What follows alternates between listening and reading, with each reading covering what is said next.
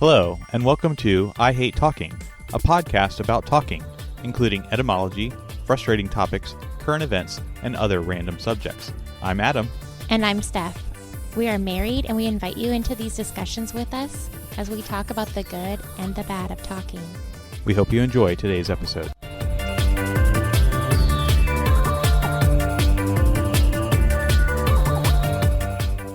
Welcome to episode 65 of I Hate Talking. Hi, everyone. So I guess we'll continue on our parallel play topic. But before we do that, we always have our word or phrase of the episode.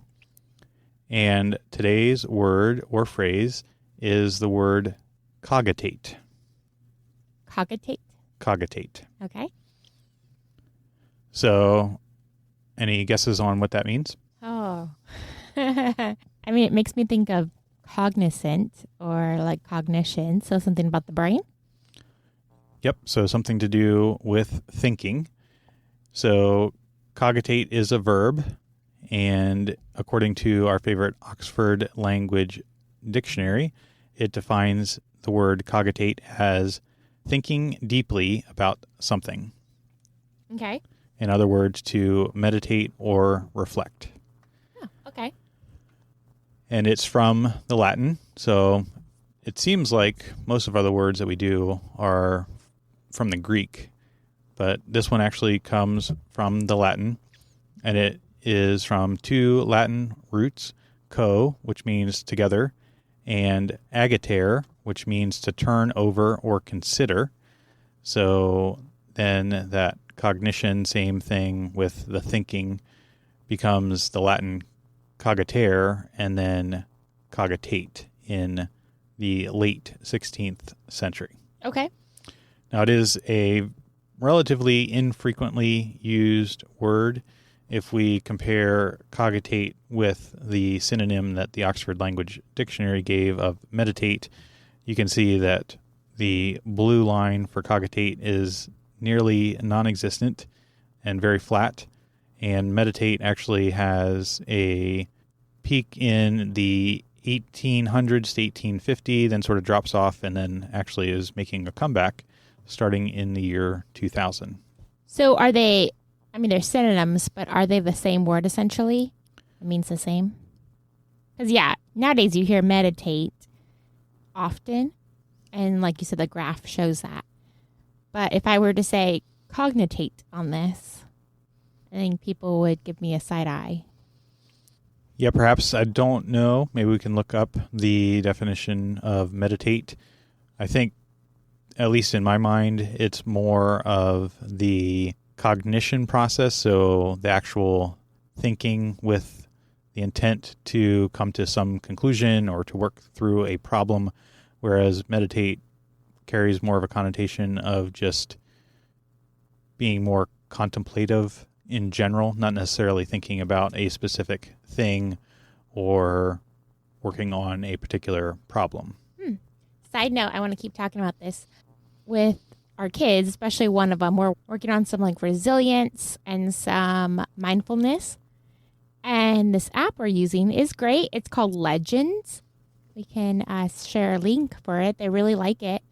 And it's like 5 minutes a day, just a little pep talk and a story about someone, etc.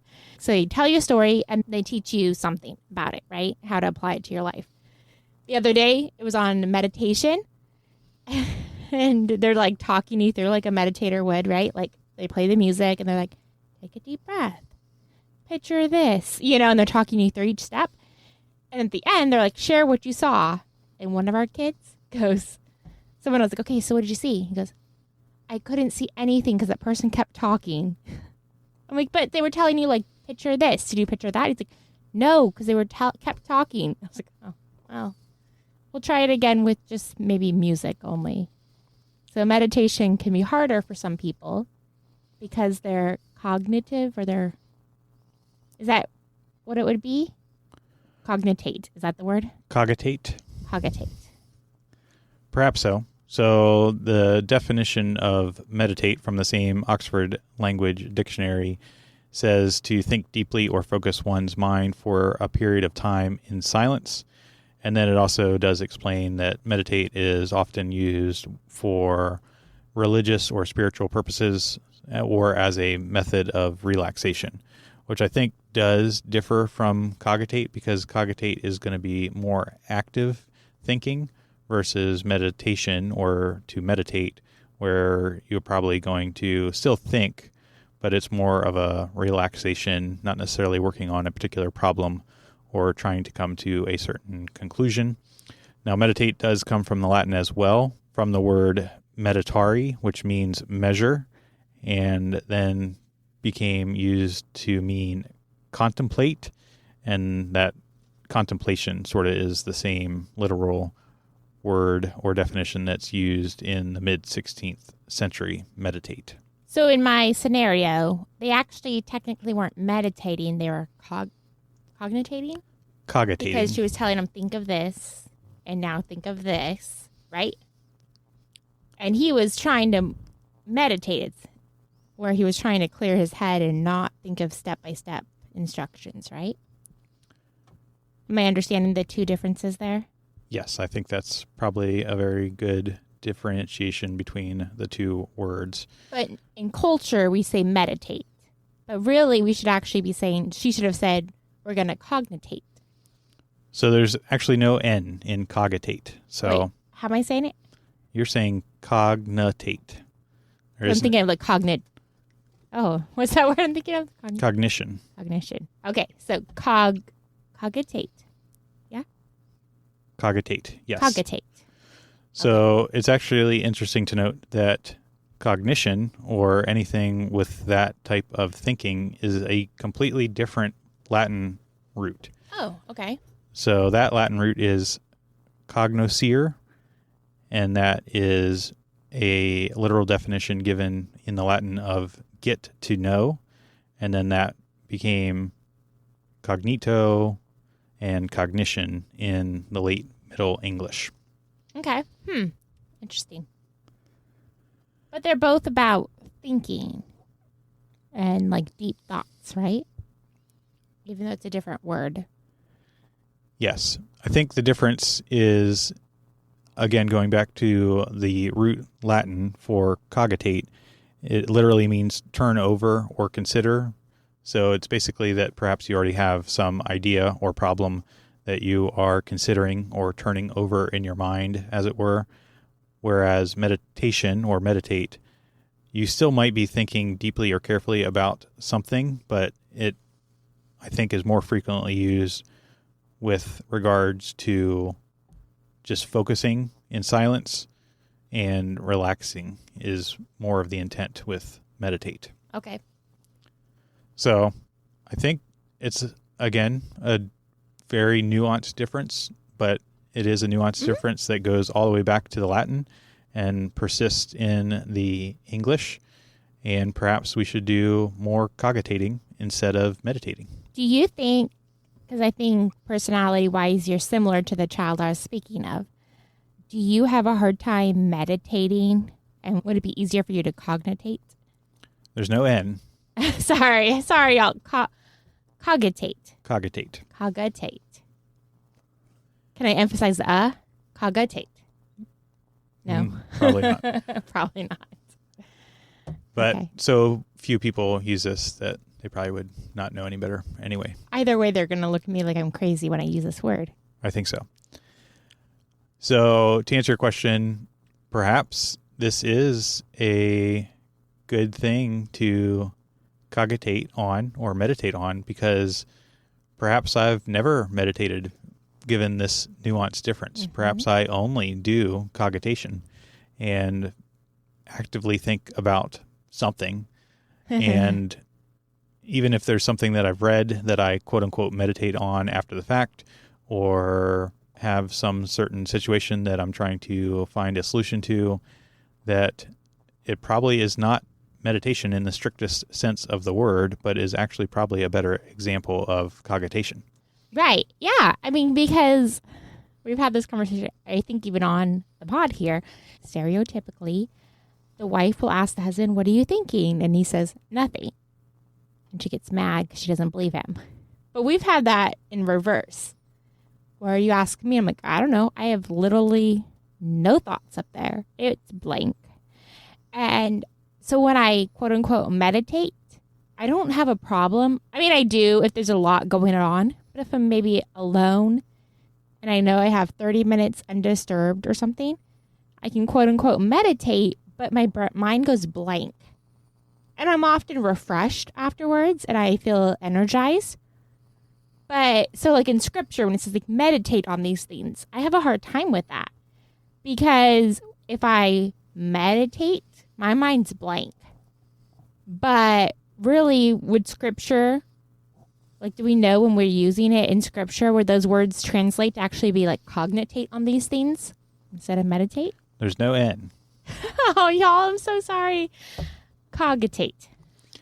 So that particular verse that I think you're thinking of is 1 Timothy chapter 4, verse 15.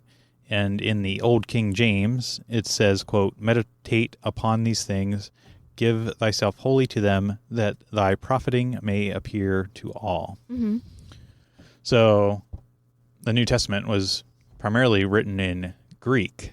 And since meditation and cogitation are both Latin, I suspect that there's probably a different word, and perhaps the translators from Greek picked meditate because that was more of a common word, at least as far back as the 1800s, and I would assume further back as well, that we can, I guess, try to look up the Greek. I'm not a Greek scholar, but we can try and see.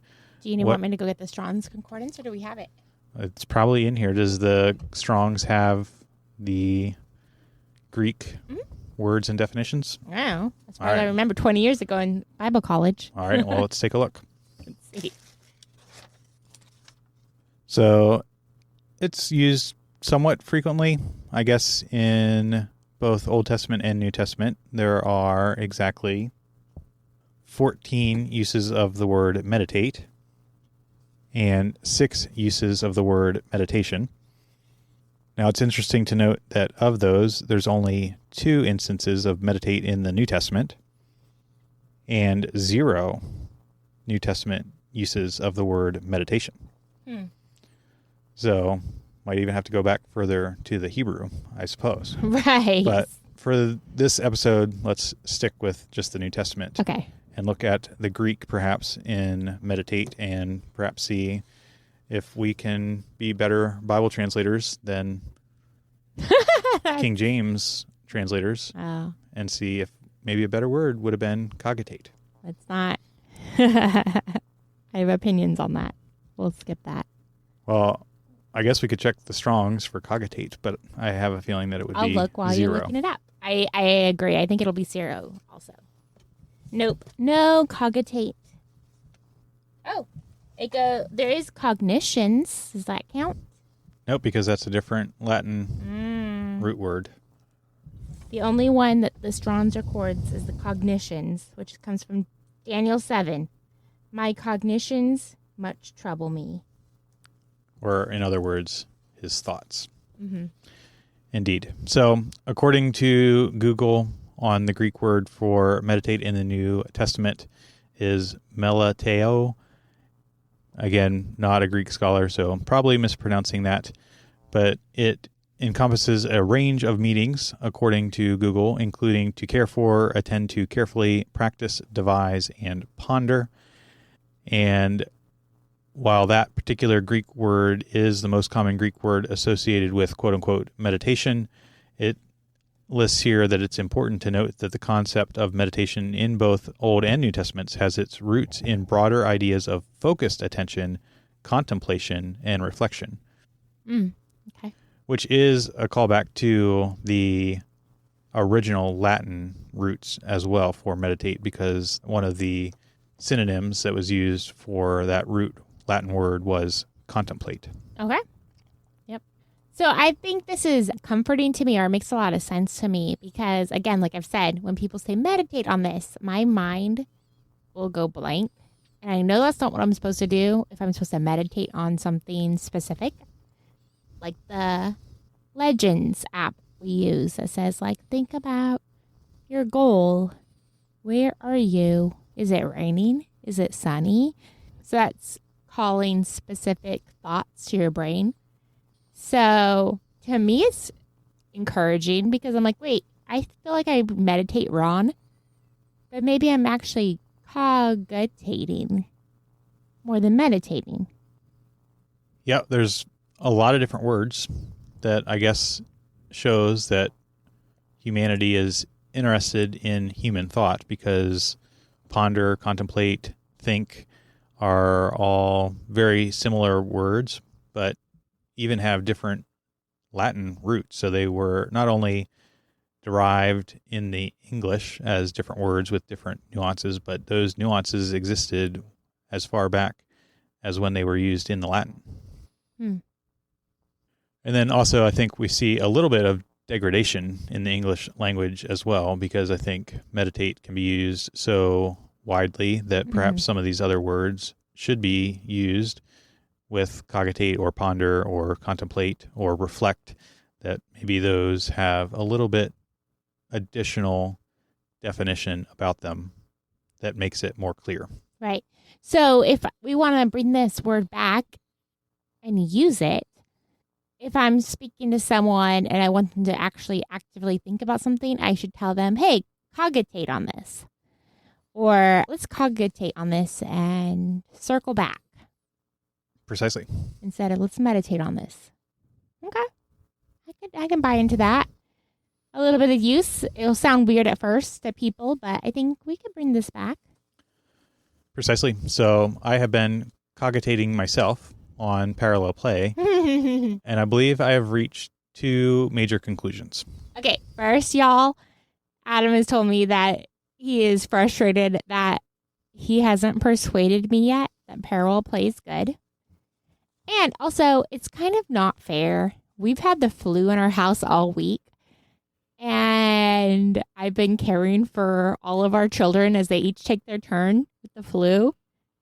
And it's definitely hitting me. The last 3 hours, I can feel my body just closing in. And so we talked about recording. I said, okay, we got to do it quick because I'm going to be out for the next 2 or 3 days after this.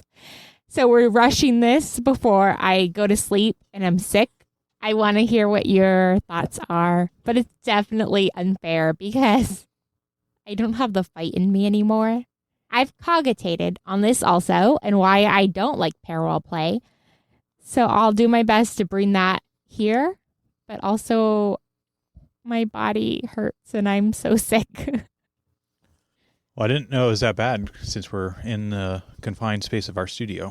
So You're going to get we'll sick see. next. Oh, we should have a air purifier in here or something, huh? Perhaps so. I'll talk over this direction so that way I don't breathe on you. So, like I said, two major conclusions, and maybe it's a bit of a concession or compromise because I think that in general, I do parallel play incorrectly. Okay. Tell me about that. So, the first of the two conclusions that I have cogitated about is one, that parallel play in its strictest definition of the word is completely separate. So while there is the same physical space and the two people or whomever are sharing the same physical proximity, they are doing their own thing in its entirety. Whereas I described in the last episode that perhaps if there was something that came up or there was a need or some sort of interaction was desired, that then that could be done. But that actually would then break the parallel play because you are no longer exclusively doing your own thing in the same physical proximity. Okay. So I think that is still something that I enjoy having as part of a shared experience in the same physical space, is that if there is something that comes to my mind or there is something that needs to be done or discussed, that you are nearby and can do that. But I think that does break the definition of parallel play. Okay. And then secondly, I also did a little bit of reading additionally beyond our original research that we did prior to and during last episode. But I think it actually is a callback to, again, a very old episode with our time-bound discussions that perhaps parallel play would be better suited for both of our experiences, especially given the first point, if it had time bounds where we said for the next 30 minutes, we're going to be in the same physical space in near proximity to one another and do our own thing. And then once that time allotment has passed, it could either be renewed or that ends the quote unquote parallel play session. And then we go about our other ways of interacting with one another or departing and going to do something far apart from one another, whether that be yard work or kitchen work or laundry or going to any of the variety of extracurricular activities that both we and our kids participate in. Okay. Yeah. Okay. So my thoughts on that, those are both interesting thoughts and helps me understand it better and agree with it better. I do think that part of my problem is I am definitely like a people pleaser and want to make sure everyone around me is happy and doing well and likes me. So I can never relax, like I said before, because I'm always heightened aware of you and whether you're going to do any bids for my attention. So your thought on like 30 minutes, I'm going to do this may possibly allow me to lower my guard so I'm not constantly watching for your bids of attention. Correct. And during that time, I would make no bids for attention unless there was something like an emergency or something that was extremely urgent. But that for that time duration that we both agree upon, that there are no direct interactions nor even bids for interactions. Yeah. Okay. So that part I buy. I can get behind that because my whole thing is I can't start a book because I'm constantly waiting for you to interrupt it. And not in a bad way. I'm not saying like grumpy, but like it's the truth. I can't sit and read a book because I'm constantly aware that any moment I'm going to lose my place in the sentence because you're going to need me or someone else will. So if there was that time frame, because that's why I say like I'm going to go upstairs for 30 minutes. So, and I walk upstairs and then I have my 30 minutes to read. But you're saying that theoretically you can do that in the same room. I guess my question then, as a follow-up, because that makes sense. But instead of me saying I'm going upstairs for 30 minutes, what is the difference between that and saying I'm reading for 30 minutes right here on this couch? How does that bring you more comfort that I'm there versus upstairs? So 2 things. One is that if it's parallel play, that you would need to be doing something that you enjoy as a hobby parallelly to me in the same physical space. Because I don't think it's quite parallel play, and we touched on this last episode as well.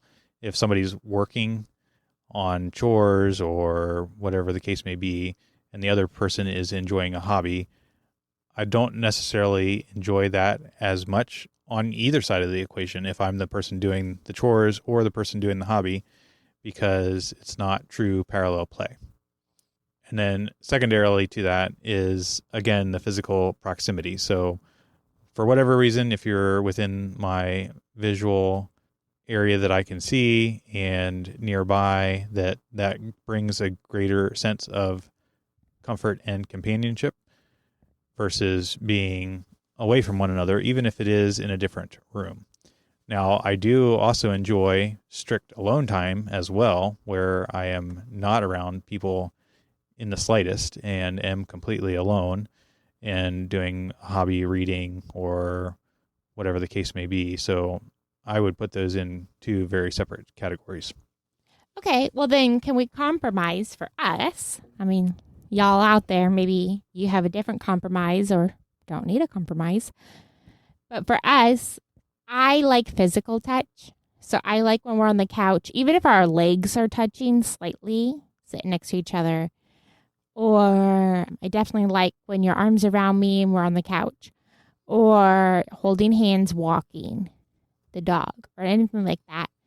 So as you're saying, it seems like you're saying similar things as saying, I want you physically near me. Maybe not touching me, but there. Where I'm saying, I don't see a benefit unless we're physically touching, like your hands holding me or even our knees are touching or whatnot. So could we make that as a compromise if we're parallel playing, but our knees are touching on the couch? I see a benefit in that then. That would like fill me up and I'd feel connected to you at that point. But if we're on opposite ends of the living room on different couches, doing a different thing, I'm struggling to have that connection. So could we at least, if we're parallel playing, be close enough that we can actually touch a little while we're doing something? Perhaps we could give it a try. My initial reaction, just thinking of the scenario or cogitating about the scenario, is that the physical touch may impart some additional sensory input that actually would make me exit the comfort that is given by parallel play. But I'm open to trying it, and we could see, along with the fact that it is strict parallel play, there are no direct interactions nor bids for interactions, and it has a set time limit. Anything else? I'm just thinking. You're cogitating? I'm cogitating. Yeah, I mean, I think that would be helpful to give that a try in our own lives. And y'all can let us know what you do in your relationship or in anything you've tried or found that works or doesn't. Because I want to be open to you and your needs and your desires. But again, if we're on separate couches, I don't see that benefit parallel play versus you being on a couch and I'm upstairs. But it helps me understand it better from your perspective, how you explained it today. So I'm open to it, but I want you to be more open to, okay, let's sit on the couch and our feet touch or whatnot also. Indeed. So I think it is quite apparent to our listeners that we ourselves are on a journey of understanding through conversation and talking. So perhaps you are on a similar journey, and this has brought some insights to yourself that you can cogitate about. And if so, leave us a comment, send us an email or text. And maybe there's a friend, family member, or partner out there that you want to bring on the journey with you. And if that's the case, feel free to share this episode and the podcast, and they can begin that journey with you as well. So, from your friends at I Hate Talking, until next time, remember, it is only through talking that we begin the journey to understanding.